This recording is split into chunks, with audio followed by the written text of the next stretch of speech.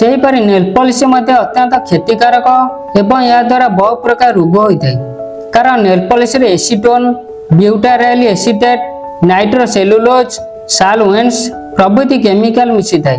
एतद व्यतीत nail polish रे टोलिन, जाइलिन, फार्मलडिहाइड परी अत्यंत विषाक्त केमिकल मिसी थाए, जहाँकि अत्यंत क्षतिकारक अटे।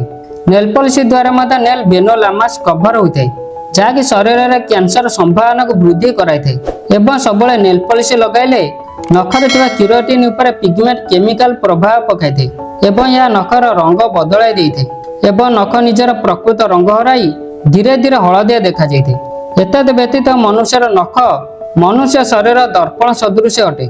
मनुष्य शरीर जो स्वास्थ्यगत समस्या किंबा परिवर्तन होता है ताहा नख माध्यम विभिन्न रंग परिवर्तन, नखर आकार परिवर्तन इत्यादि माध्यम जना पड़ी था। जेपरि नख हलदिया पड़िबा, नख नील पड़िबा किंबा धला पड़िया द्वारा लिभर किंबा रक्त संबंधी रोग हेबार सूचना देइଥାଏ। एतद व्यतीत एनीमिया, फंगल इन्फेक्शन, स्पोरियासिस, थायराइड रोग, हृद रोग, डायबिटीज रोग इत्यादि नख माध्यम जना पड़ी था। किंतु नेल पॉलिश सब नखरे लगी रहिले एसबू संकेत नखर जना पड़ी न थाए एवं नख मध्य तार निजस्व गुण हराई बसे। फल नख मध्य जो रोगर लक्षण आम सहजरे जानी पारुथिले ताहा जानी होई पारि न थाए। वीडियोटी आपनको केमिति लागला कमेंट बॉक्स रे निजर मतामत रखंतु एवं चैनल को यदि ए पर्यंत सब्सक्राइब करना तेबे बर्तमान ही सब्सक्राइब कर दियंतु।